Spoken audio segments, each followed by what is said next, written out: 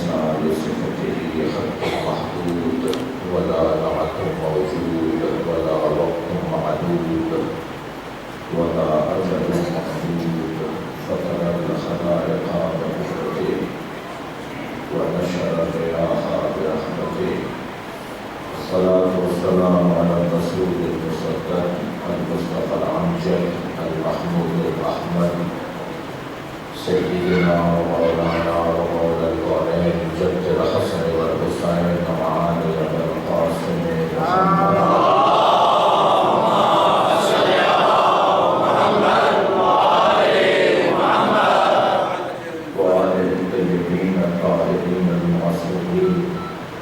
الذين قال الله إنما يريد الله ليذهب عنكم الرجس أهل البيت ويطهركم تطهيرا.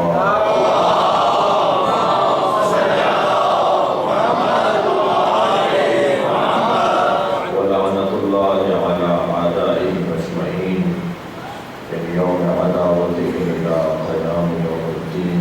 أما بعد، قال الحكيم في القرآن الكريم: بسم الله الرحمن الرحيم. يا أيها الذين آمنوا اتقوا الله حق تقاته ولا تموتن إلا وأنتم مسلمون واعتصموا بحبل الله جميعا ولا تفرقوا. صلوات.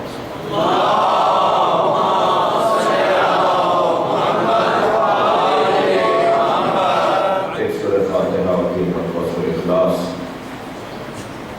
اور وہ مفروض سے افتخار حسین کی سارے ثواب کے لیے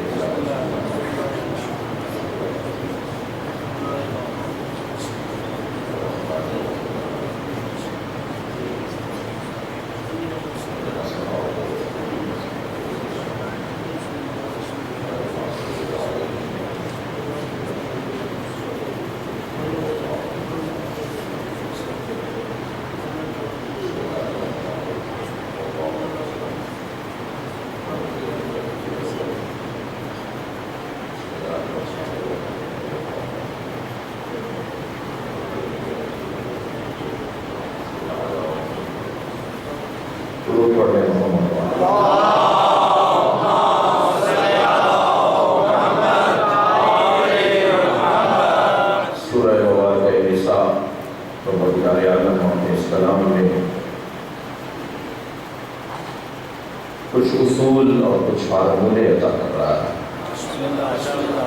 کیونکہ پورا قرآن اصولوں کا مجموعہ ہے، قوانین کا مجموعہ ہے. اور میرے جوان ساتھی جانتے ہیں اور توجہ کریں کہ قانون زمانے کا محتاج نہیں ہوتا. انسان اور انسانی زندگی کے طریقے یہ دو علیحدہ چیزیں ہیں. انسان نہیں بدلتا، طور اور طریقے بدلتے ہیں. اور اسلام کا تعلق اور قرآنی تعلیمات کا تعلق اور سیرت اہل بیت کا تعلق انسان سے ہے، طور طریقوں سے نہیں ہے. مثلاً میں ایک مثال دوں کہ اسلام کا لباس کیا ہے. کیا جو اس وقت میں پہنے بیٹھا ہوں یہ اسلام کا لباس ہے؟ یہ انبیاء کرام کا اور اہل بیت کا لباس ہونے کی وجہ سے سنت ضرور ہے پہننا، لیکن اسلام میں یہ لباس نہیں ہے. شلوار قمیض اسلام کا لباس ہے، پاجامہ کرتا اسلام کا لباس ہے، پینٹ شرٹ نہیں پہنو یہ اسلام کا لباس نہیں ہے. یہ کس نے کہا؟ اسلام کا کوئی لباس نہیں ہے. اسلام کہتا ہے اپنی عفت کو بچائے رکھو، یہی لباس ہے. شلوار پہن رہا بہت مروا ہے،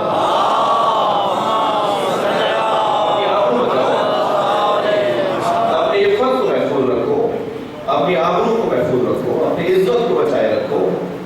اور جس چیز سے بھی تم بچا سکتے ہو وہی تمہارا لباس ہے، وہی اسلام کا لباس ہے. تو زمانے کے تبدیل ہونے سے لباس کے انداز تبدیل ہو سکتے ہیں، طور طریقے بدل سکتے ہیں.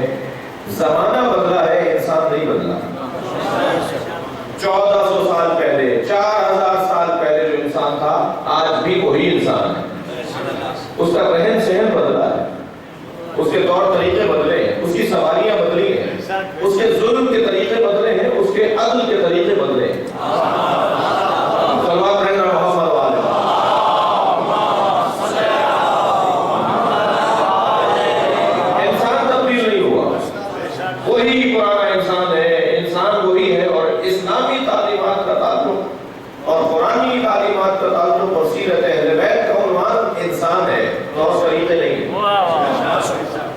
لہذا کسی زمانے میں بھی مولا علی کا فرمان پرانا نہیں ہوگا. آج بھی ایسا لگے گا جیسے مولا ابھی بات کر کے گئے. اس لیے تبدیل نہیں ہو رہا, اس لیے مولا کا فرمان پرانا نہیں ہو رہا کہ انہوں نے اصول دیے ہیں, فارمولے دیے ہیں, اور قوانین کبھی تبدیل نہیں ہوتے. اگر کسی کا دم ہے تو تبدیل کر دیں, کہیں صاحب اسلام 1400 سال پرانا دین ہے, زمانہ تبدیل ہو چکا ہے, جدید دور آ چکا ہے, لہذا اسلامی تعلیمات کو تبدیل کر دینا چاہیے. مثلا مولا علی نے 1400 سال پہلے فرمایا المرء محفوظ تحت لسانہ, انسان اپنی زبان کے نیچے چھپا ہوا ہے. کسی میں دم ہے تو کہیں یہ حقیقت نہیں ہے. اتنی مدت گزرنے کے بعد آج بھی یہی حقیقت ہے کہ جب تک انسان بولتا نہیں ہے اس کے شجرے کا پتہ نہیں چلتا.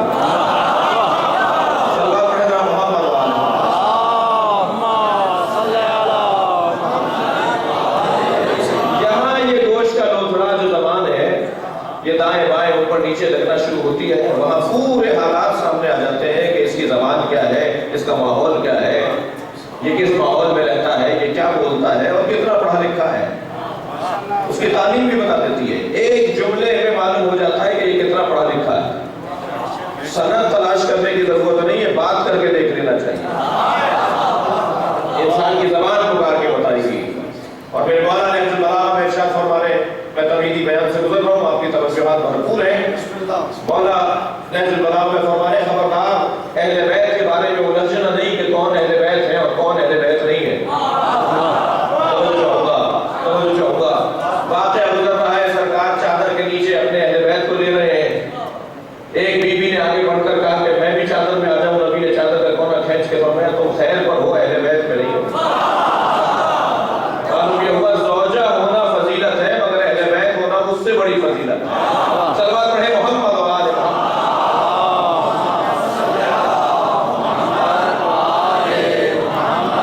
اب یہ تاریخ میں کہ صاحب فلاں فلاں بھی اہل بیت ہیں, بعض نے کہا جی اصحاب بھی اہل بیت میں ہیں, بعض نے کہا ازواج بھی اہل بیت میں ہیں, بعض نے کہا وہ جو پنجتن چادر کے نیچے آئے وہ اہل بیت میں ہیں.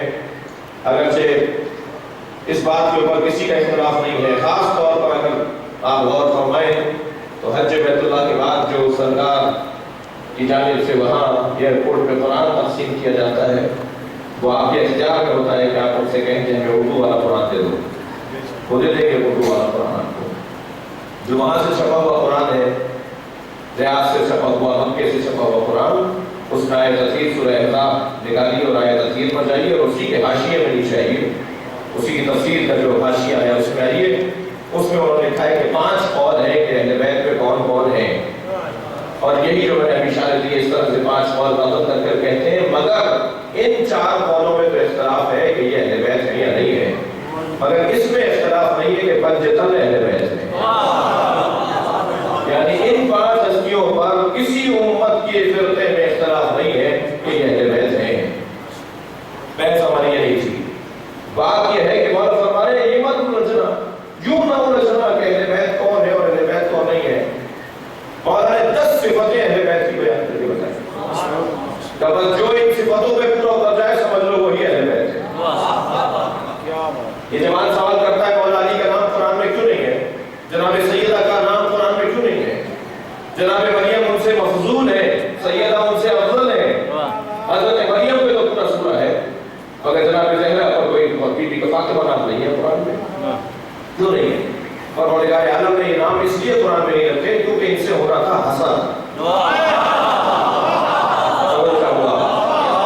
سورہ مبارکہ احزاب ہی کے اندر ایک آیت ہے ام یحسدون الناس علی ما آتاهم اللہ من فضلہ وقد آتینا آل ابراہیم الکتاب والحکمہ وآتیناہم ملکا عظیما. اور کچھ لوگ ہیں جو کچھ لوگوں سے اس بات پر حسد کرتے ہیں کہ ہم نے انہیں اپنے فضل سے عطا کیا. مولا علی اپنے سینے پہ ہاتھ رکھ کے فرماتے ہیں نحن المحسودون, ہم ہی وہ محسود ہیں جن سے حسد کیا جاتا ہے.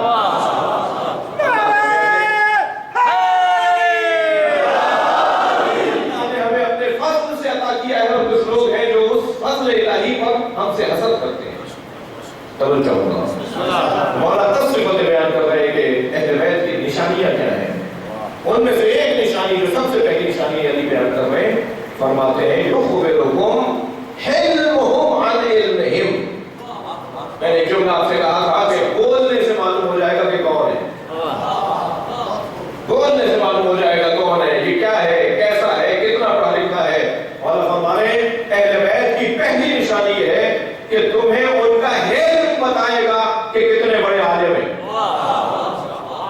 بردباری، تحمل مزاجی، حلم، برداشت، ان کا معاف کرنا، ان کا درگزر کرنا، ان کے رویے، ان کی سیرت بتائی گی کہ کتنے بڑے عالم ہیں۔ بار بار میں آستینے لوٹنے والا اہل بیت کا نہیں ہوتا، قدم قدم پر اکھڑ جانے والا اہل بیت کا نہیں ہوتا۔ اہل بیت کے چاہنے والے کی نشانی بھی وہی ہے جو اہل بیت کی نشانی ہے۔ اہل بیت کی نشانی یہ ہے کہ ان کا برداشت پایا جاتا ہے اہل بیت کے مطابق، تو انہیں برداشت ہونا چاہیے اہل بیت کے چاہنے والوں کے مطابق۔ صلوات ہے محمد و آل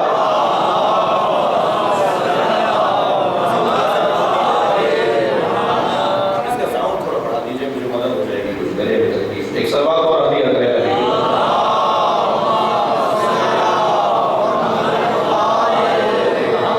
ایک اور سلوات عطیہ کریں گے۔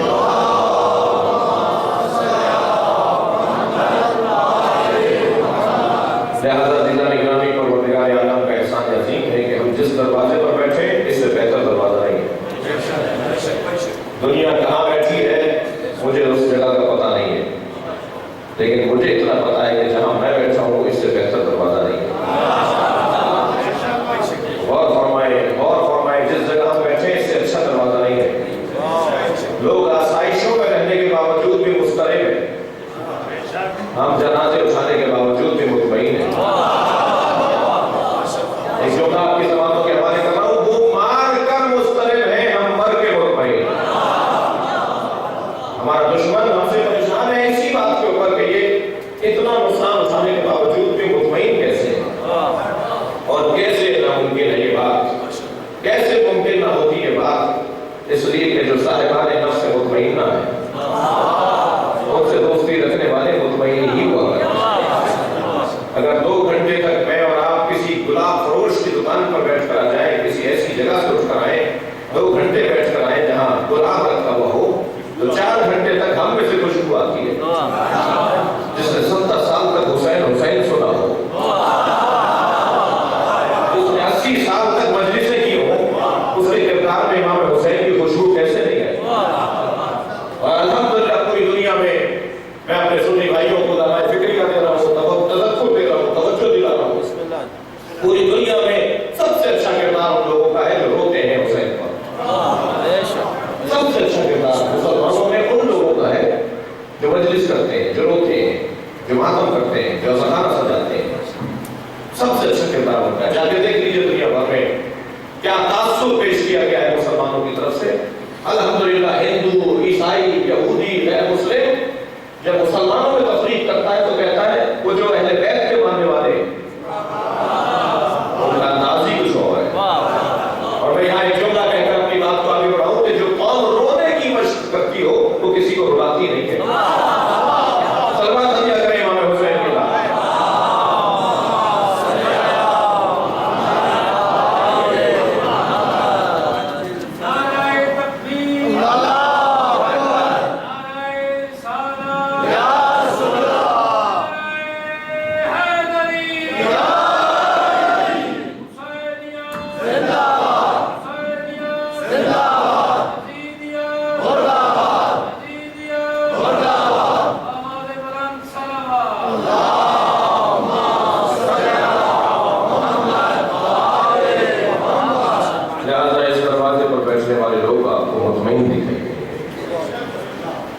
میں نے آپ کے سامنے جس آیت کی تلاوت کی اس کا ترجمہ سن لیجیے۔ موت کی مجلس ہے اور ایک نیک انسان کی مجلس ترمیم ہے۔ یا ایھا الذین آمنوا، اے صاحبان ایمان، اتقوا اللہ، تقوی پروردگار اختیار کرو۔ معلوم یہ ہوا کہ مومن ہونا آسان ہے، متقی ہونا مشکل ہے، اس لیے کہ صاحبان ایمان سے اللہ تقوی کا مطالبہ کرتا ہے۔ ہر مومن متقی نہیں ہے، ضروری نہیں ہے کہ کوئی مومن ہو متقی بھی ہو۔ یا ایھا الذین آمنوا اتقوا اللہ، صاحبان ایمان تقوی پروردگار اختیار کرو۔ خود مسلمان ہونا کتنا مشکل ہے، پھر مومن ہونا کتنا مشکل ہے، اور پھر متقی ہونا کتنا مشکل ہے۔ ہمیں اپنے نصاب کو بھی طے کرنے کی ضرورت ہے کہ ہمارا نصاب زندگی کیا ہے۔ نصاب زندگی میں پہلا مرحلہ ہے مسلمان ہونا۔ تیسرا مرحلہ ہے متقی ہونا. اور جو صاحبان تقویٰ ہوتے ہیں وہی تعظیم بھی کرتے ہیں. ہر ایک سے مطالبہ نہ کریں کہ وہ عالم جا کے چھپے گا. ہر ایک سے توقع نہیں رکھیں کہ وہ عزا خانے میں جائے گا. ہر ایک سے توقع نہیں رکھیں کہ وہ امام حسین کے مزار پہ حاضری کو جائے گا. اگر کہیں تعظیم دکھائی دی جا رہی ہے تو سمجھیں کہ یہاں تقویٰ کی نشانیاں ہیں. وَمَن يُعَظِّمْ شَعَائِرَ اللَّهِ فَإِنَّهَا مِن تَقْوَى الْقُلُوبِ. اور جو اللہ کی نشانیوں کی تعظیم کرتا ہے وہی متقی ہوا کرتا ہے. ہر شخص متقی نہیں ہے. یہ جس طرح آپ تھرمامیٹر لگاتے ہیں، جس طرح آپ ٹیسٹ کرتے ہیں، آپ چیک کرتے ہیں کہ اس کے بدن میں کیا چیز کم ہے، کیا چیز زیادہ ہے، اسی طرح اگر کسی کو دیکھنا ہے کہ کون صاحب تقویٰ ہے تو دیکھیں اولیاء الہی کا احترام کون کرتا ہے، اللہ کی نشانیوں کا احترام کون کرتا ہے. اللہ کی نشانیوں کو بچانے والے اور ہیں، اللہ کی نشانیوں کو بچانے والے اور ہیں. اور جو اللہ کی نشانیوں کو بچاتے ہیں وَمَن يُعَظِّمْ شَعَائِرَ اللَّهِ، جو اللہ کی نشانیوں کو محفوظ کرتے ہوں، تعظیم کرتے ہوں، ان کا خیال رکھتے ہوں، فَإِنَّهَا مِن تَقْوَى الْقُلُوبِ، انہی کے لیے ہے کہ وہ صاحبان تقویٰ ہیں، ان کے دل میں تقویٰ ہے. مشکل ہے تقویٰ ہونا. لہذا مولا علی سب کے امام ہیں لیکن فائدہ متقی اٹھاتے ہیں علی سے. اور فرمایا جیسے قرآن مجید سب کے لیے نازل ہوا ہے لیکن فائدہ اہل تقویٰ اٹھاتے ہیں. قرآن آپ دیکھ لیجیے قرآن مجید میں دو طرح کی آیتیں ہیں، دونوں طرح کی آیتیں ہیں قرآن میں. ہدی للناس بھی ہے قرآن میں، ہدی للمتقین بھی ہے قرآن. یہ قرآن میں تضاد نہیں ہے کہ اللہ یہ لوگوں کی ہدایت کے لیے آیا ہے یا متقین کی ہدایت کے لیے آیا ہے. دونوں آیتیں ہیں قرآن میں، ہدی للناس بھی ہے، ہدی للمتقین بھی ہے. خانہ کعبہ ہدی للناس بھی ہے اور خانہ کعبہ مرکز متقین بھی ہے. علی بن ابی طالب ناس کے لیے، لوگوں کے لیے امام ہے اور امام المتقین بھی ہے. تو یا یہ صحیح ہے یا وہ صحیح ہے؟ دونوں صحیح ہے. دونوں صحیح ہے. اگر قرآن کہہ رہا ہے ہدی للناس اور صفحہ پلٹا تو قرآن نے کہا ہدی للمتقین، تو دونوں ٹھیک اس لیے ہے کہ جیسے دسترخوان لگا ہوا ہوتا ہے اور طرح طرح کے کھانے چنے میں ہوتے ہیں اور آپ مہمانوں سے کہیں کہ یہ تناول فرمائیے اور وہ بیعت فرمائیے اور اس پر توجہ کیجیے، اور اگر کوئی مہمان بڑھ کر کہے کہ میں یہ نہیں کھا سکتا، میں وہ نہیں کھا سکتا، تو آپ پوچھتے ہیں اسے کہ کیوں نہیں کھا سکتے؟ یہ آپ ہی کے لیے رکھا ہے. تو جواب یہ دیتا ہے کہ میں فلاں بیماری میں مبتلا ہوں، میں فلاں بیماری میں مبتلا ہوں. اور سارے کھانوں سے استفادہ وہی کر پاتا ہے کہ جو شفا یاب ہوتا ہے. توجہ چاہوں گا قرآن سب انسانوں کے لیے نازل ہوا ہے، فائدہ متقی اٹھاتا ہے. علی بن ابی طالب سارے انسانوں کے لیے امام ہے، فائدہ متقی اٹھا پاتا ہے. صلوات پڑھے محمد و آل محمد.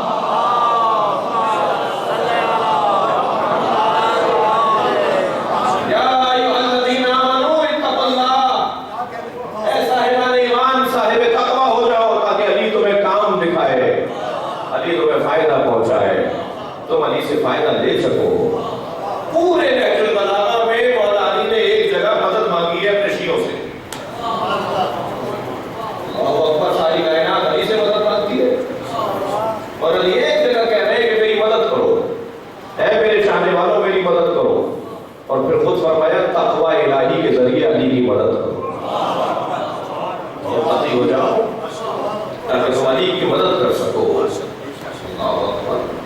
اور فرمائے تقویٰ ہے کیا؟ تقویٰ لمبی داڑھی رکھنا اس کے لیے ضروری نہیں ہے، پائچوں کو اونچا کرنا ضروری نہیں ہے، تصویر کو ہاتھ میں لینا ضروری نہیں ہے. توجہ ہوگا بغیر استری کے کپڑے پہننے والا اہل تقویٰ نہیں. ممکن ہے اہل تقویٰ ہو، بیماری ہے تقویٰ. بعض لوگ اپنے آپ کو اہل تقویٰ سمجھتے ہیں، در حقیقت وہ نفسیاتی بیمار ہوتے ہیں. انہیں کسی نفسیاتی ڈاکٹر کو دکھانا چاہیے، ایک ہفتے کی ٹیبلٹ کھائیں گے طبیعت ٹھیک ہو جائے گی. نہیں، تقویٰ یہ چیزوں کا مطالبہ تو ہم سے نہیں کر سکتا. کئی دن ہو گئے صاحب کچھ نہیں کیا، کئی دن ہو گئے کھائے نہیں ہے، کئی دن ہو گئے کپڑوں پہ استری نہیں کی، صاحب یہ تقویٰ والا آدمی ہے. ممکن ہے تقویٰ والا نہ ہو، یہ بیمار ہو. میں بہت سارے لوگوں کو جانتا ہوں جو اپنے آپ کو کچھ ہی دیر رہ گئی ہے کہ اپنے آپ کو ولی خدا بول دیں، لیکن وہ ایک ہفتے کی سیرپ پیے کراچی میں ایک صاحب نے 2 مہینے تک شور مچایا، پورا کراچی ٹوٹ پڑا اس کے اوپر کہ یہ امام زمانہ سے ملاقات کرتے ہیں، امام سے پوچھ کے جواب دیتے ہیں، اور رش لگ گیا ان کے دروازے پر لوگوں کا، اور ان سے جا کے لوگ پوچھتے تھے، اور کمرے میں جاتے تھے اور امام سے جواب لا کے بتاتے تھے، لوگ مطمئن کہ امام سے ملاقات ہو رہی ہے۔ بعد میں معلوم ہوا وہ نفسیاتی فلاں بیماری میں مبتلا ہے جس میں آوازیں آتی ہیں۔ انہوں نے 1 ہفتے کی گولیاں کھائی، انہیں آوازیں آنا بند ہو گئی۔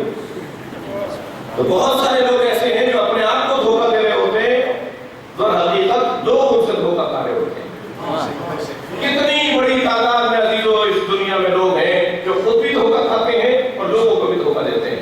اب عظمت مولا کا جملہ سنیں، مولا نہج البلاغہ میں فرماتے ہیں ما لبثت علی نفسی ولا لبث علی، آج تک علی نے اپنے آپ کو دھوکہ نہیں دیا، اور دنیا میں کوئی پیدا نہیں ہوا جو علی کو دھوکہ دے سکتا۔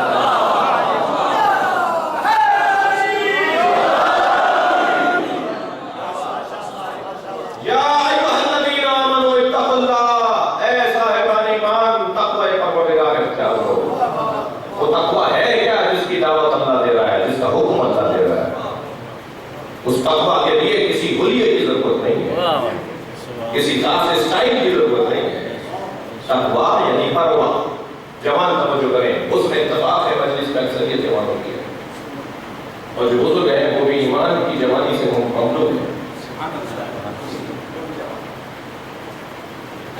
تقویٰ یعنی پرواہ، احساس، توجہ۔ اگر میں کسی چیز کی توجہ رکھوں گا یہی اس کے لیے تقویٰ ہے۔ میں ہر ایک سے ہاتھ نہیں ملاتا، میں ہر ایک سے ملتا نہیں ہوں، میں ہر ایک کھانا نہیں کھاتا، میں ہر پانی نہیں پیتا، میں ہر ایک جگہ نہیں جاتا۔ یہ جو نہیں کرتا یہی تو تقویٰ ہے۔ اس سے زیادہ مشکل کوئی بات ہی نہیں ہے۔ بس یہی کام جو میں نہیں کرتا یہ اللہ کی خاطر کر لوں تو اسی سے انسان ولی بن جاتا ہے۔ فطرتاً مجھے کرنا تو ہے، میں فطرتاً ہر کام نہیں کرتا، ہر بات نہیں کہتا، ہر جگہ نہیں جاتا، ہر چیز نہیں کرتا، ہر کام نہیں کرتا۔ یہ فطرتاً جو میں نہیں کرتا یہی اللہ کی خاطر ہو جائے، یہی تقویٰ ہے۔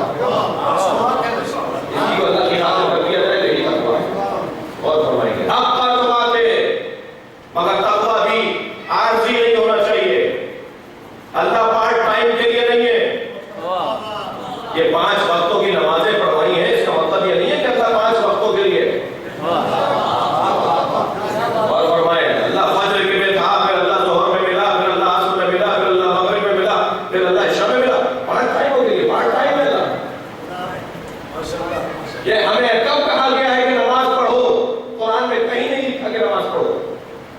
اچھا اگر یہیں میں تقریر ختم کر دوں تو شاید بہت کو چھوٹ لیتا ہے، ہم ابھی ہم بات کا سن کے آئے ہیں۔ قرآن میں نہیں لکھا ہوگا نماز پڑھو، قرآن میں کہیں نہیں لکھا کہ نماز پڑھو، قرآن میں لکھا ہے نماز قائم کرو۔ البتہ قائم بغیر پڑھے نہیں ہوگی۔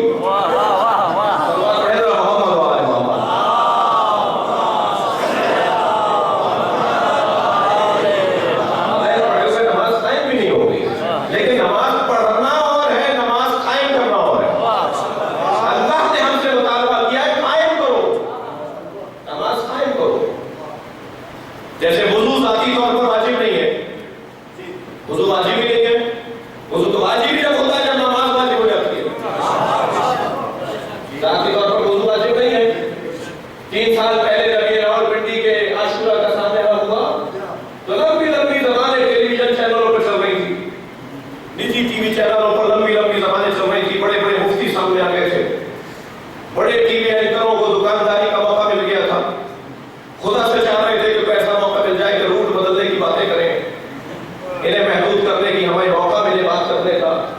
تو کوئی 1 مہینے تک یہی تبصرے رہے، چہلوں تک، چہلوں بدعت کہنے والے چہلوں کا انتظار کر رہے تھے۔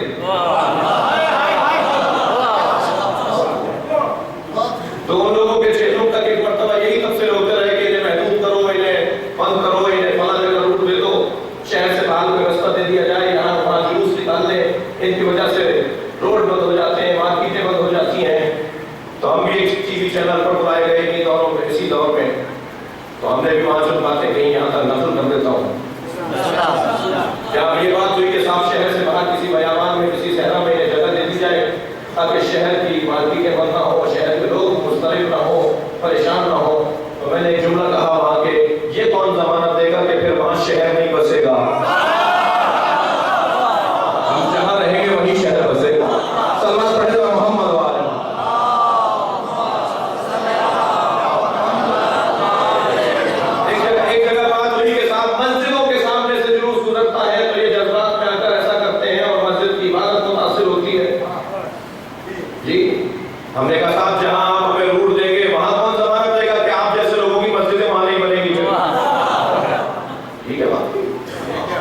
اور فرمایا آپ نے تو عزیزان اکرامی تک حقیقت یہ جو تقوی پروردگار کا مفہوم ہے ادھر حقیقت پیغام کو محفوظ رکھنے کا عنوان ہے. تقوی پروردگار حق تقوی کے خبردار تقوی کا حق ادا کرو پارٹ ٹائم نہیں کبھی کبھی نہیں. اللہ نماز کا ہم سے بات یہ ہو رہی تھی نماز کا اللہ مطالبہ کر رہا ہے مگر نماز کے قیام کا اللہ مطالبہ کر رہا ہے. کیسے قائم ہوگی نماز؟ صبح کی نمازوں سے سوال ہو رہا ہے جواب سنے معصوم کا. صبح کی نماز سے ظہر کی نماز کے درمیان جو دورانیہ ہے وہ نماز کو قائم کرنے کا دورانیہ ہے.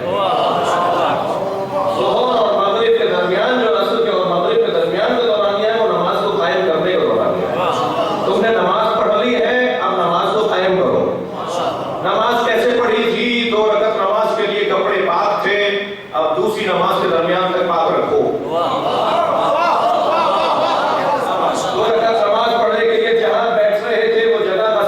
اپنی تھی لہذا دوسری نماز آنے تک جہاں جہاں بیٹھو گے وہ جگہ اپنی ہونی چاہیے. وہ کسی حدیث کی ہونی چاہیے وہ کسی کی اجازت سے ہونی چاہیے وہ کسی کی مرضی سے ہونی چاہیے. تم نے جو شرائط نماز کے لیے پڑھنے کے لیے قائم کیے تھے ان شرائط کو دوسری نماز تک باقی رکھو تو ہے نماز کا قیام. نماز کا قیام لہذا اللہ پارٹ ٹائم کے لیے نہیں ہے. میں بازار میں بھی گزر رہا ہوں تو نماز قائم کر کے گزروں. میں گھر میں بھی آیا ہوں تو نماز کو قائم رکھوں یعنی وہ شرائط جو نماز پڑھنے کے لیے تھے وہ شرائط نماز کے باقی رکھوں تو یہ ہے نماز کا قیام. حق تعلقات ہے اللہ کا تقوی اختیار کرو مگر اس کے حق کے ساتھ پارٹ ٹائم نہیں کبھی کبھی نہیں ہر جگہ ہمیشہ. وَلَا تَمُوتُنَّ إِلَّا وَأَنْتُمْ مُسْلِمُونَ اور خبردار اس دنیا سے نہ جانا موت نہ جائے کہیں تمہیں مگر جانا تو مسلمان جانا. مسلمان مرنا کارنامہ ہے مسلمان جینا کارنامہ نہیں ہے. اور فرمائے تھوڑا سا نام رکھیے اگر میری بات جا رہی ہے تو مسلمان جینا کارنامہ نہیں ہے مسلمان مرنا کارنامہ ہے. ماضی کا اچھا ہونا کارنامہ نہیں ہے مستقبل کا اچھا ہونا کارنامہ. بہت سارے لوگوں کا ماضی بہت اچھا رہا مستقبل برباد ہو گیا اور ہم بار بار مجلسوں میں آ کر بیٹھتے ہی اس لیے ہیں کہ حسین کا شفا خانہ ہے. یہاں ہم اپنے مستقبل کو بہتر کرنے کا دستور لے کے جاتے ہیں. انسان کے مزاج میں میرے عزیزو بڑی کمزوریوں میں ایک کمزوری ہے بھولنے کی کمزوری. یہ بھول جاتا ہے یہ نسیان رکھتا ہے. اس کا نام بھی انسان اس لیے ہے کہ بھولتا ہے. یہ نسیان رکھتا ہے انسان ہے یہ نسیان رکھتا ہے بھولتا ہے. اور جس کے مزاج میں جس کی طبیعت میں بھولنا ہو اس کے لیے لازم ہے کہ ہر کچھ مدت کے بعد اسے یاد دلایا جائے. اب ہم سے نہیں کہو کہ 1400 سال پرانا قصہ دوہرا کیوں رہے ہو. ہم یہ 1400 سال پرانا قصہ اس لیے دوہرا رہے تاکہ دوہرا کر اپنے آپ کو اسی لائن پہ رکھیں جس لائن پہ رہنا چاہیے. کہیں خط سے نہ ہٹائیں کہیں رستہ نہ بھٹک جائیں. اور اتنے بڑے بڑے امام بارگاہ ہم بناتے اس لیے ہیں تاکہ ہم اپنے آپ کو اس دروازے پر بار بار لا کر اپنے آپ کو ہوشیار رکھیں. اور دعوت عمل بھی اسی ذریعے سے دیتے ہیں. بہترین مدرسہ بھی یہی ہے بہترین اکیڈمی بھی یہی ہے بہترین یونیورسٹی بھی یہی ہے. سن 61 ہجری میں جس عالمی اوپن یونیورسٹی کی بنیاد میرے مولانا امام حسین نے رکھی تھی اس کا ایک کیمپس ہے اس کی ایک کلاس یہاں ہو رہی ہے. معلم ٹیچر آ کر تیاری کر کے آ کے بیٹھتا ہے سننے والے بڑی عقیدت سے آ کے بیٹھتے ہیں. اور کلاس کا رنگ بھی بڑا عجیب ہے. چھوٹا سا بچہ بھی بیٹھا ہے بزرگ بھی بیٹھے ہوئے ہیں ککڑی بیچنے والا بھی بیٹھا ہے اور پی ایچ ڈی ڈاکٹر بھی بیٹھا ہے. اور آنے والے کے لیے فرق نہیں ہے کہ تمہاری تعلیم کتنی ہے. اگر کوئی چیز چیک بھی کی جاتی ہے تو یہ کہ حب حسین رکھتا ہے نہیں رکھتا. اگر دل میں مولا حسین کی محبت ہے تو اس کے لیے دروازہ کھلا ہوا ہے. حتیٰ یہ فرق بھی نہیں ہوگا توجہ چاہوں گا یہ فرق بھی نہیں ہوگا کہ ہندو ہے یا عیسائی ہے. کسی کو حق نہیں ہے کہ دروازے پر پوچھے کہ تم مسلمان ہو یا نہیں ہو. یہ پاکستان کی ریاست نہیں ہے کہ یہاں کے فارموں میں لکھا جاتا ہے کہ شیعہ ہو یا سنی ہو. اور فرما رہے ہیں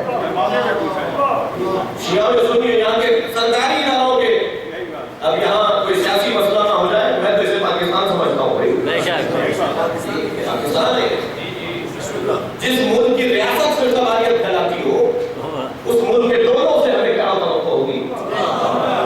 چھوٹی چھوٹی ٹولیاں جو ملک میں سواریت پھیلانی ہو، ان سے ہم کیا بات کریں؟ پاکستان کی تو ریاست سے سواریت پھیلاتی ہے، یہاں کے آپ سرکاری فارموں میں دیکھیے جاتا، خاص طور پہ فورسز کے جو فارم ہیں، یہ جو ریاستی اداروں کے فارم ہیں، اس میں لکھا ہوتا ہے مسلمان ہو یا غیر مسلم، جب مسلمان پر آپ چیک کرتے ہیں کہ مسلم ہے تو پھر آگے پوچھا جاتا ہے شیعہ ہو یا سنی ہو۔ ریاستی اداروں میں پھر سواریت، اگر وہ فارم پہ دستخط کرنے والا سنی ہوا تو کیا شیعہ کا فارم قبول کرے گا؟ اور اگر کوئی متعصب شیعہ بیٹھا ہوا تو کیا سنی کا فارم قبول کرے گا؟ تو پھر سواریت ہو گئی۔ جب محافظی چور ہو جائے، آپ توقع کرتے ہیں کہ پاکستان کے حالات بہتر ہوں گے؟ بنیادوں کو ٹھیک کرنے کی ضرورت ہے میرے عزیزوں۔ یہ امام حسین کی ریاست ہے، یہ پاکستان کی ریاست نہیں ہے۔ یہاں دروازے میں نہیں پوچھا جائے گا کہ سنی ہو یا شیعہ ہو، یہاں نہیں پوچھا جائے گا ہندو ہو یا مسلمان ہو، یہاں کوئی نہیں پوچھنے کا حق رکھتا کہ تم آنے والے اندر کون ہو۔ شیعہ امام حسین کی عزاداری کے مالک نہیں ہے، اور کریں گے میرے لوگوں نے جمع، شیعہ امام حسین کی عزاداری کے مالک نہیں ہے، نوکر ہے، اور نوکروں کو اپنی اوقات پہ رہنا چاہیے، مالک کے مہمانوں کا احترام کرنا چاہیے۔ صلوات پڑھیں محمد و آل محمد۔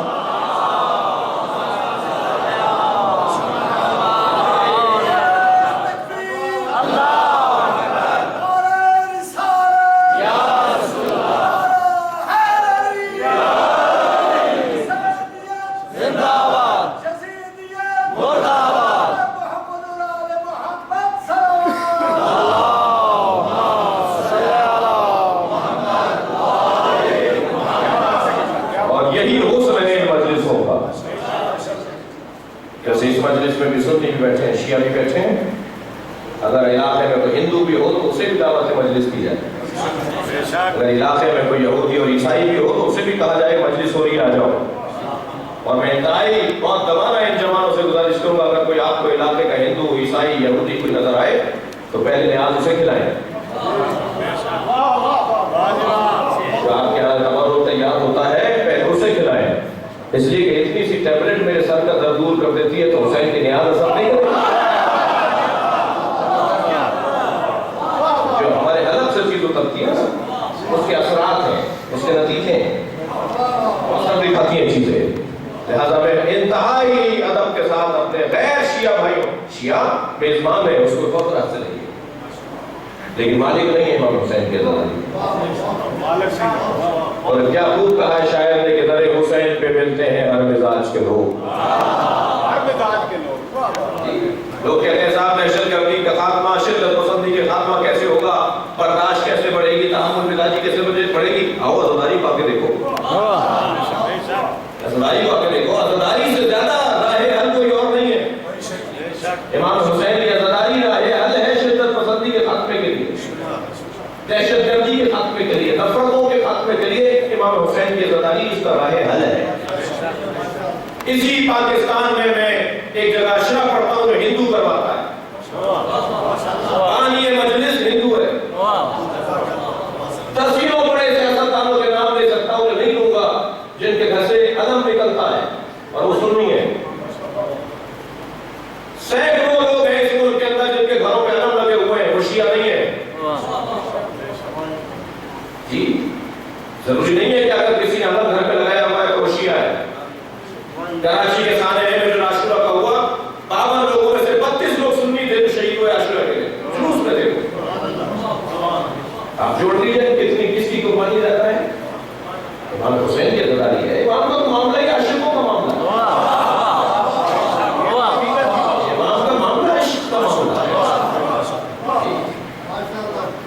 مادر آن پر قضے پر کا عشق، علامہ اقبال کہتے ہیں یہ فاطمہ اس حسین کی ماں ہے جو عشق کے دائرے کا مرکز ہے۔ مادر آن کاروان سالار عشق، یہ سیدہ اس حسین کی ماں ہے جو کاروان عشق کا سالار ہے، عاشقوں کی انجمن ہے بھائی ہے۔ اسی باب میں ریاست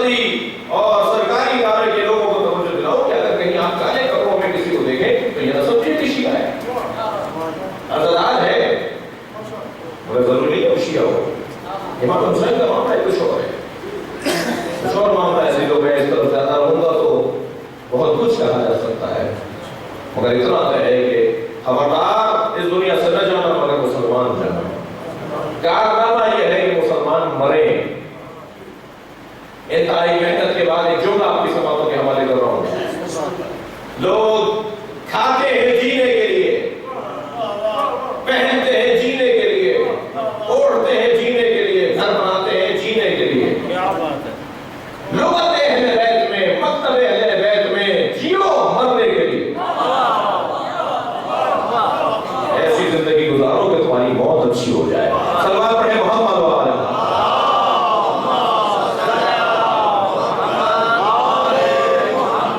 بڑا کارنامہ ہے کہ انسان اپنی موت کو اچھا کروائے، اس کی موت اچھی موت کرو. وَلَا تَمُوتُنَّ إِلَّا وَأَنْتُم مُسْلِمُونَ. خبردار اس دنیا سے نہ جانا مگر یہ کہ مسلمان جانا. اس کے بعد فوراً دوسری آیت شروع ہوئی، وَاعْتَصِمُوا بِحَبْلِ اللَّهِ جَمِيعًا. اللہ کی رسی کو مضبوطی سے تھامے رکھو. وَلَا تَفَرَّقُوا. اور اس رسی کے بارے میں جھگڑا نہ کرو. آپ کی توجہ میرے ساتھ ہیں؟ کیا ترجمہ کیا جاتا ہے؟ اللہ کی رسی کو مضبوطی سے تھامے رکھو. تھک تو نہیں رہے گا؟ اللہ کی رسی کو مضبوطی سے تھامے رکھو اور تفرقہ نہ کرو، جھگڑا نہ کرو. جھگڑا نہ کرو کیوں نہ کرو بھائی؟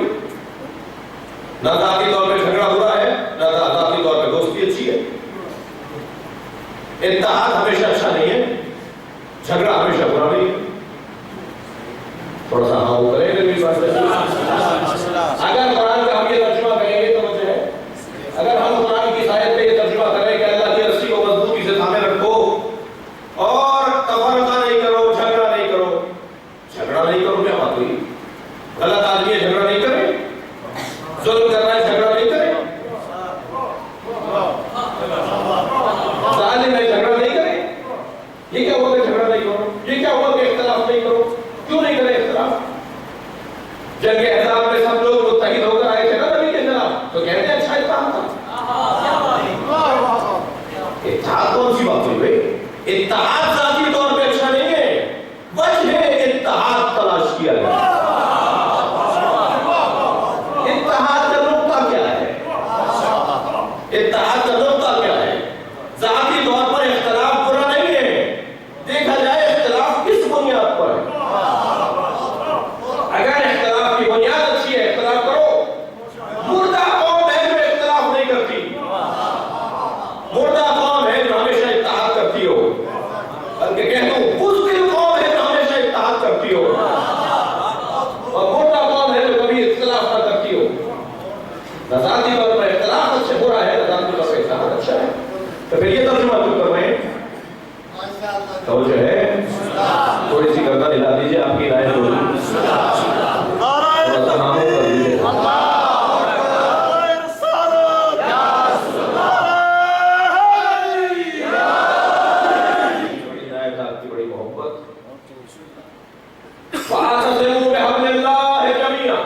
اللہ کی رسی کو مضبوطی سے پکڑو. وَلَا تَفَرَّقُوا. اور اس رسی کے بارے میں جھگڑا نہ کرو. اس رسی کے بارے میں جھگڑا نہ کرو. اب پوچھا میں نے مولا نبی سے، یا رسول اللہ اللہ کی رسی ہے کیا؟ پوچھا مولا علی سے، یا علی اللہ کی رسی ہے کیا؟ جب علی سے پوچھا کہ اللہ کی رسی کیا ہے، فرمایا قرآن. جب نبی سے پوچھا اللہ کی رسی کیا ہے، فرمایا علی. نبی اللہ کی رسی علی کو بتا رہے ہیں، علی اللہ کی رسی قرآن کو بتا رہے ہیں. یہ دو چیزیں نہیں ہیں، ایک ہی حقیقت کی دو تصویریں ہیں. ایک کو قرآن کہتے ہیں، ایک کو علی کہتے ہیں. سلام پڑھے محمد و آل محمد.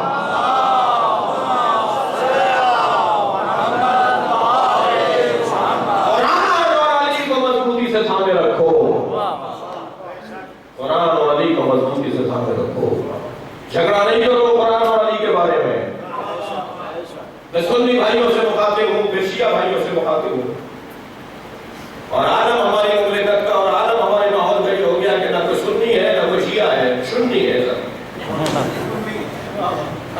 کچھ وہاں سے لیا ہوا ہے، کچھ وہاں سے لیا ہوا ہے. میں بھی مفتی صاحب سے کچھ ایسا لے رہا ہوں. سلوات پڑھ رہا ہوں محمد و آل محمد.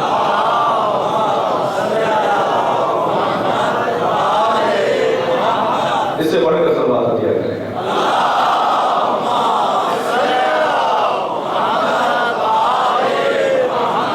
نہ سنی باتیں سنی ہے، نہ شیعہ واقعی شیعہ ہے. دونوں مشکل میں ہیں، دونوں پریشان ہیں. جی سنی قرآن کے بارے میں کچھ اپنا خیالات رکھتے ہیں اور شیعہ علی کے بارے میں کچھ اپنے خیالات رکھتے ہیں. سلوات پڑھے گا محمد والے.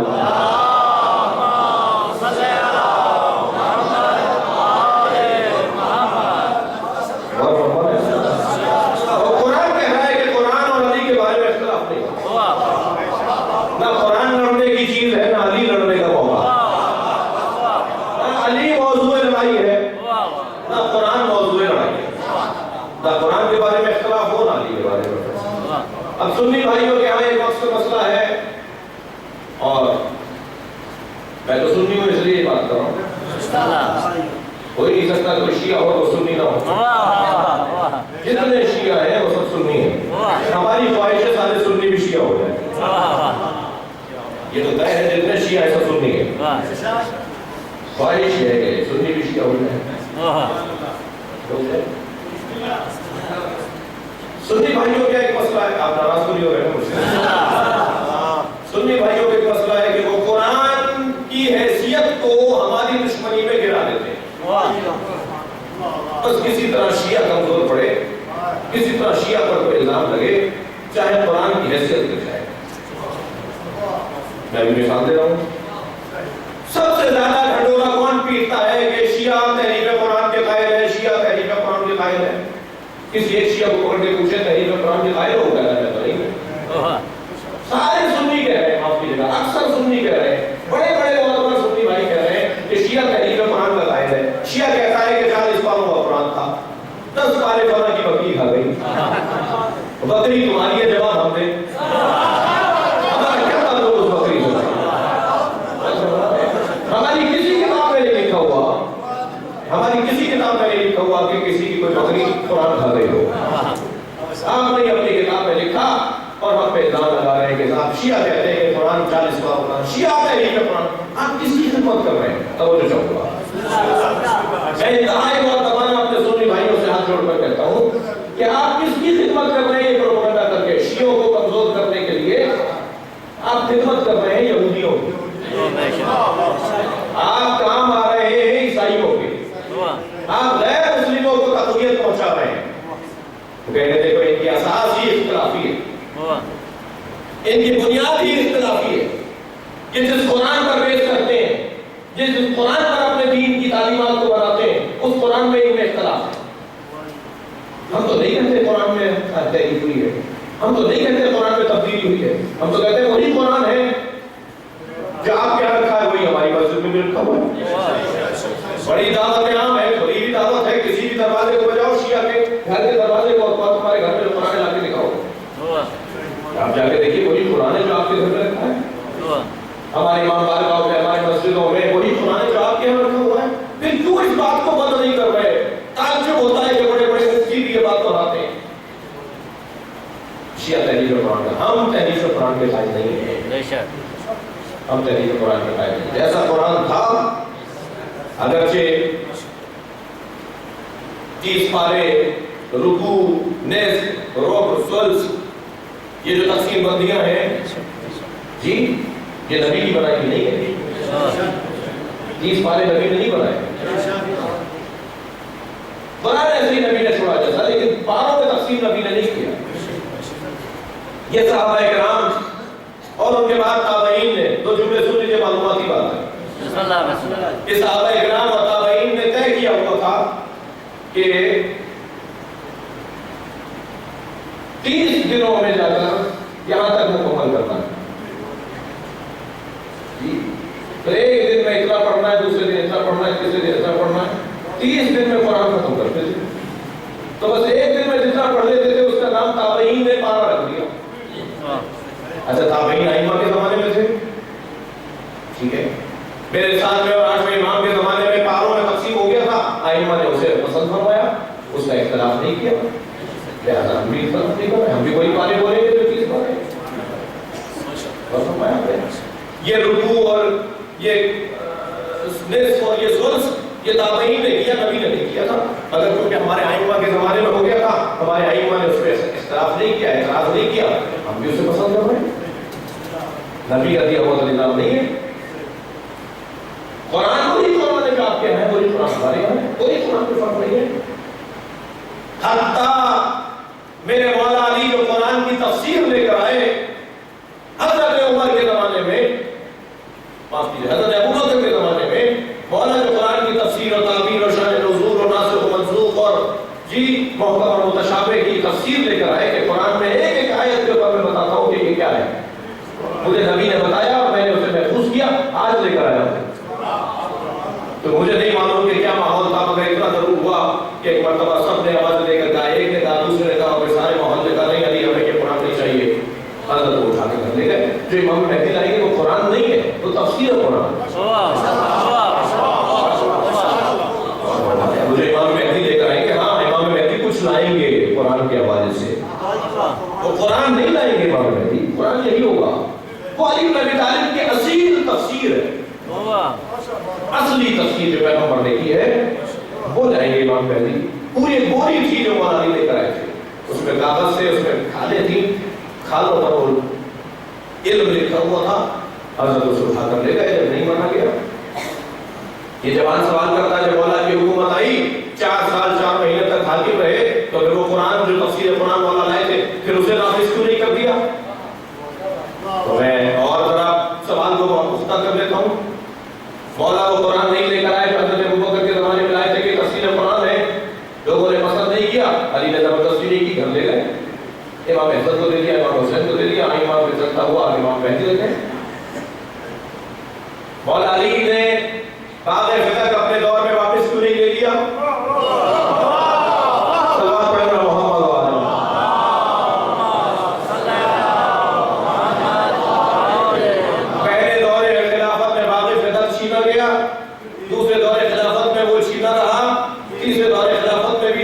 حاکموں کے پاس رہا، مولا چوتھے حاکم تھے، مولا اپنے دور میں اپنے باغ لے لیتے۔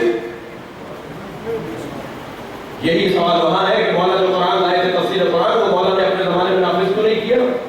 ان دونوں باتوں کا ایک ہی جواب، اور جواب انتہائی مختصر ہوا اور آپ کی توجہ زیادہ چاہوں گا۔ علی اس امام کو کہتے ہیں جو اپنا اختیار اپنے ہاتھ میں استعمال نہ کرے۔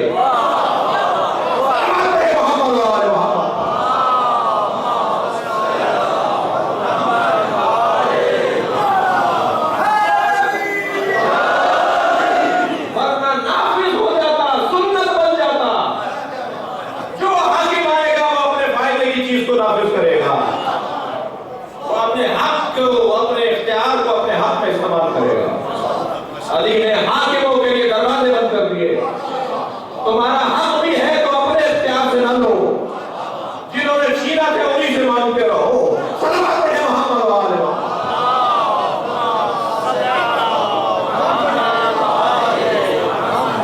علی کو سمجھنے کے لیے دماغ کو عالی کرنا پڑے گا، فکر کو اونچا کرنا پڑے گا۔ الحمدللہ علی کو سننے والے اونچی فکر رکھنے والے لوگ۔ قرآن اختلاف کا موضوع ہے اور نہ اہل بیت اختلاف کا موضوع ہے۔ لڑائی نہیں ہونی چاہیے مولا علی کے نام پر۔ عقیدتوں کے مسائل مجموع میں بیان نہیں ہونے چاہیے۔ میں ایسے کرتا ہوں، میں ویسے کرتا ہوں، مبارک ہو تم ایسے کرتے ہو۔ خوابوں پر مطلب نہیں چلتے۔ میں نے خواب دیکھ لیا، میں اگر اس خواب کو پرچے میں چھاپوں اور علم پہ رکھ کے چل جاؤں، جو اس کو 40 فوٹو کاپی کرا کے نہیں بانٹے گا اسے یہ ہو جائے گا۔ بھائی تم نے خواب دیکھا ہے، ہمیں کیا مصیبت آئی ہے؟ نہیں ایسی طرح نہیں، خوابوں پر نہیں چلتے مطلب۔ اسی طرح اگر میری عقیدت کچھ کہہ رہی ہے، مجھے کوئی وہ کاشفہ حاصل ہوا ہے، میرے لیے کوئی حجاب ہٹے ہیں، تو میرے لیے حجاب ہٹے ہیں نا۔ میرے لیے کوئی مکاشفے کی کیفیت ہوئی ہے تو میرے لیے حجت ہے، تو پوری امت کے لیے تو حجت نہیں ہے۔ میں کروں وہ کام جو مجھے حکم دیا گیا ہے، جو جس بات پر مجھے یقین ہے وہ کام میں کروں، لیکن میں ساری قوم کو لگا دوں اس کام پر جو کام مجھے پسند ہو گیا۔ نہیں ضلع نگرانی علی مولا لڑائی کا موضوع نہیں ہے۔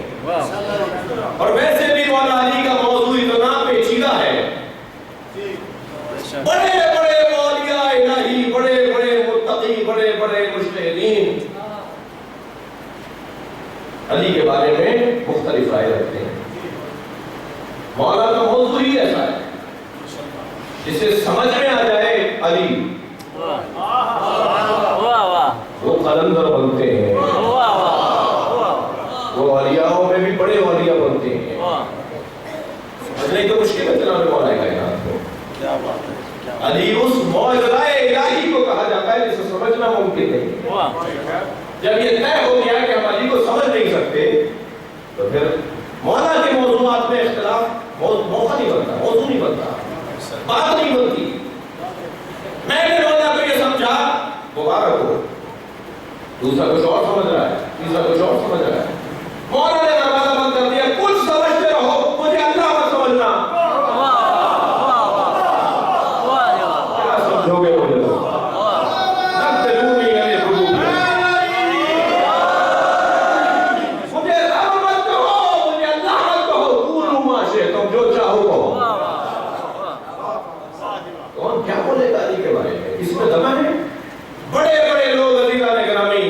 سلمان فارسی جیسے لوگ، ابو ذر غفاری جیسے لوگوں میں جب علی کے بارے میں دو رائے ہو۔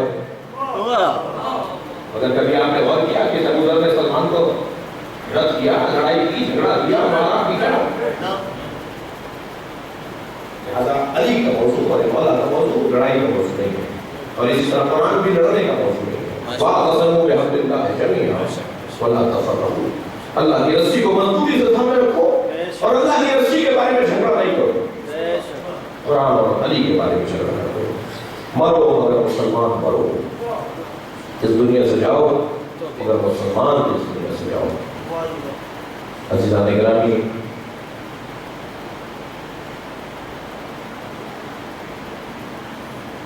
زبیر اور طلحہ جیسے لوگ بھی رضی اللہ تعالیٰ عنہ تھے، لیکن ماضی تابناک تھا، مستقبل خراب ہو گیا۔ ماضی تابناک تھا، مستقبل خراب ہو گیا۔ میرے مولا نے پوچھا، بیٹا حسن کون آیا جنگ جمل میں سب سے پہلے میدان میں؟ جنگ کا نعرہ بجا دیا گیا تھا، شور مچ چکا تھا کہ جنگ شروع ہو گئی۔ امام حسن سے کہا سالار لشکر علی تھے، میں بیٹا حسن کون آیا ہے؟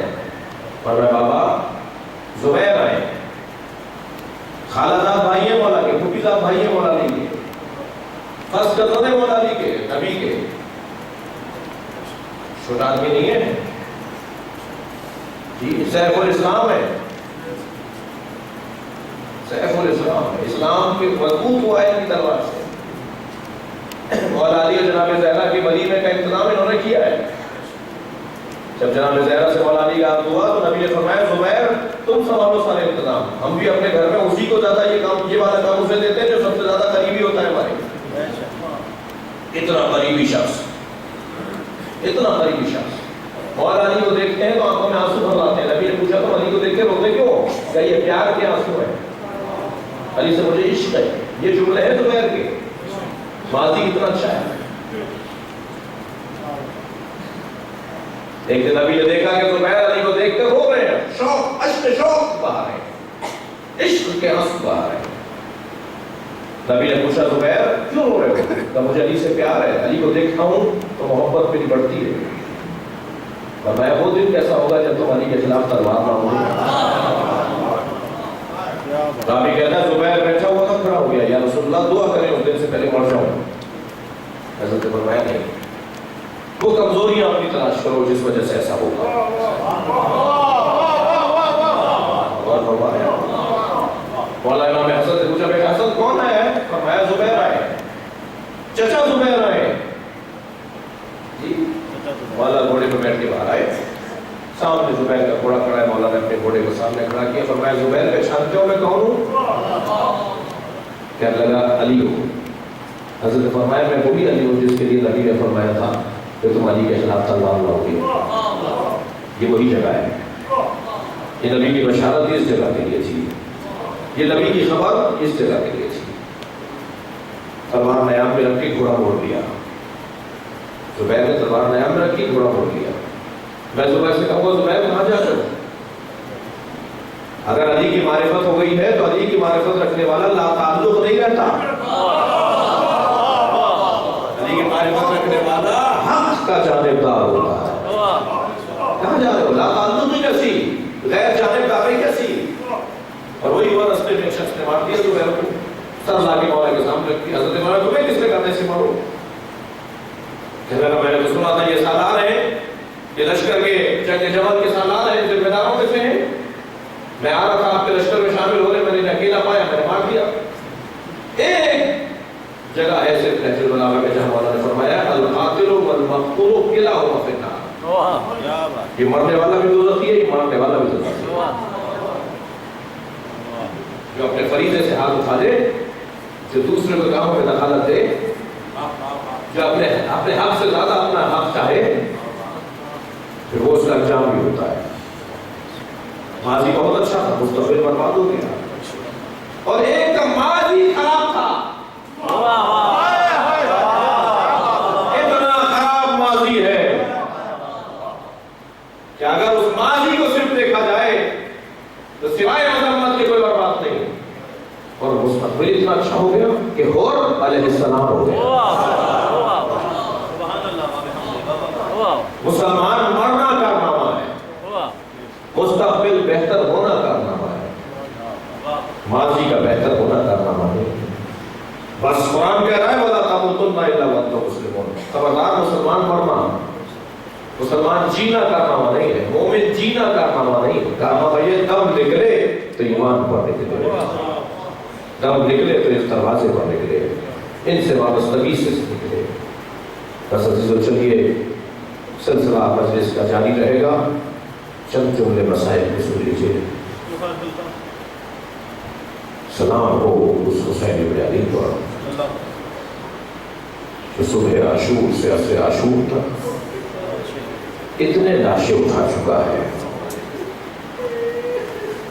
कि ये तय करना मुश्किल है कि हुसैन इब्न अली कितनी मर्तबा जमीन पर बैठे हैं, कितनी मर्तबा लाशा उठाया है।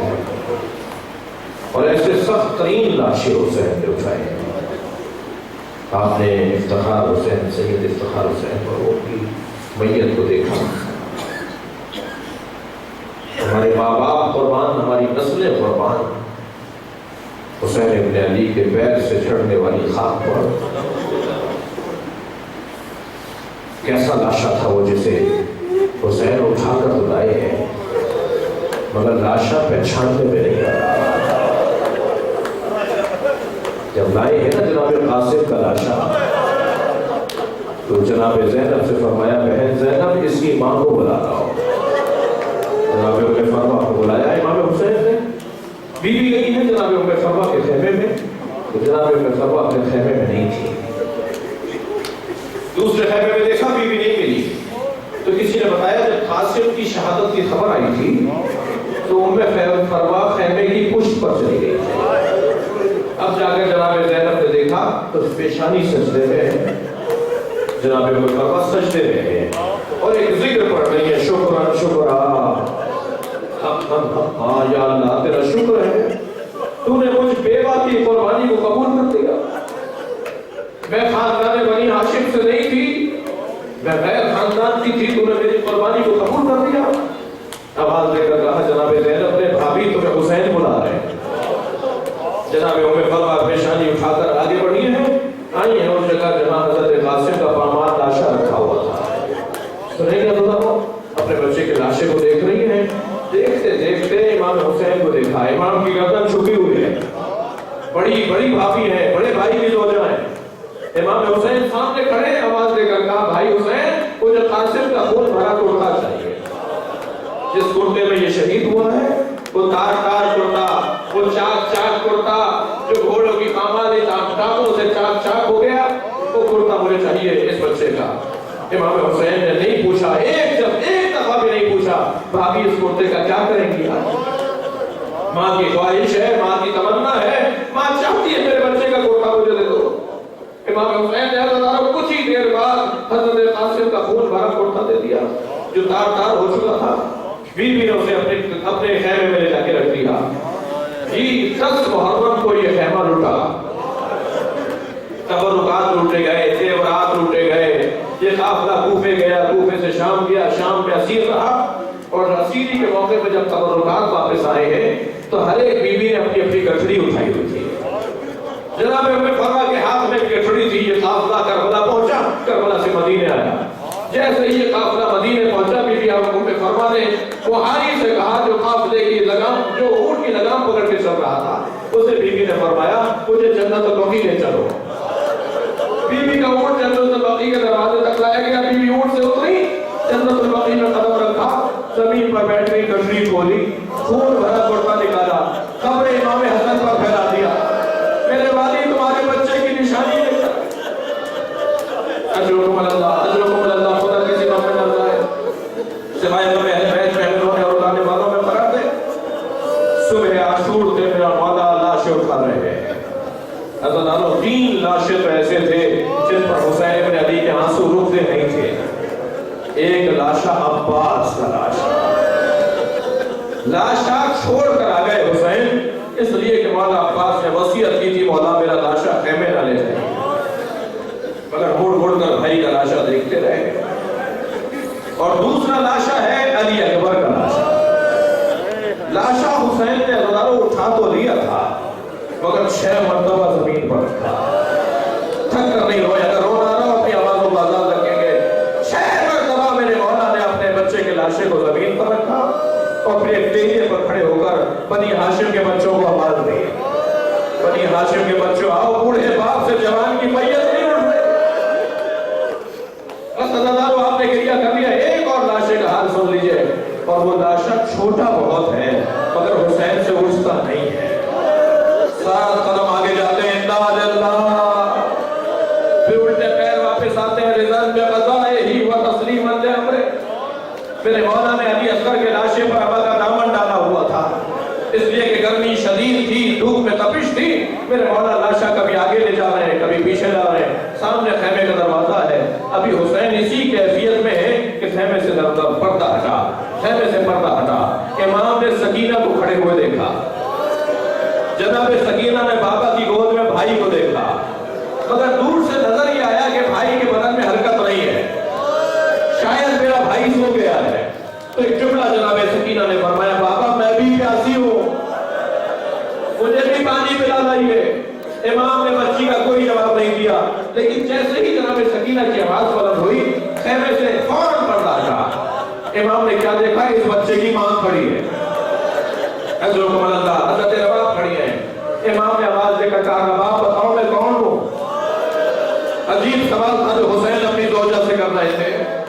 فرمایا, رباب بتاؤ میں کون ہوں. جناب رباب نے کہا, آپ میرے امام ہیں, آپ میرے مولا ہیں. جب بیوی کا عقیدہ سن لیا, جب بیوی کا ایمان لے لیا کہ رباب مجھ پر ایمان پورا رکھتی ہے, ایک مرتبہ خیر, ایک مرتبہ دامن ابا کا ہٹا دیا, خون میں لطپت بچہ مانے دیکھا, نزدیک آ کر نامنے لبوں پر بوسا دیا. بوسا لے کر کہا, یا بنیا تم جیسے بھی کیا نہر کر دیا تھا. عرب تو اونٹنی کے بچے کو نہر نہیں کر رہا, کیا دودھ پیتا ہوا یہ بچہ نہر کیا کرتا. امام نے فرمایا, آؤ رباب اسے قبر کے حوالے کرے. عجیب جنازہ اٹھا ہے, تشیع جنازہ ہوئی ہے, بچے کا جنازہ ہے, باپ نے اٹھایا ہے, ماں تشیع جنازہ کر رہی ہے. خیمے کی پشت پہ جا کر اللہ تعالیٰ بس آخری روایت سنا رہا ہوں. امام حسین نے جس تلوار سے قبر کھودی ہے, میں پڑھ رہا ہوں, آیت اللہ اکبر نہاوندی نے العبقری والحسان کے اندر یہ روایت لکھی ہے, جس تلوار سے امام نے علی اصغر کی قبر کھودی ہے وہ ذوالفقار تھی. ذوالفقار سے میرے مولا حسین نے حضرت علی اکبر کی قبر کھودی. سنیں گے, ذوالفقار رونے لگی. امام نے ذوالفقار سے پوچھا, ذوالفقار بولتی تھی, کسی اور موقع پر بیان کروں گا. ذوالفقار مولا علی سے باتیں کرتی تھی, امام حسین سے باتیں کرتی تھی. اب امام مہدی کے پاس ہے. امام نے دیکھا ذوالفقار رو رہی ہے. امام نے پوچھا, تو رو کیوں رہی ہے. کہنے لگی, میں نے یہ نہیں سوچا تھا کہ علی اصغر کی قبر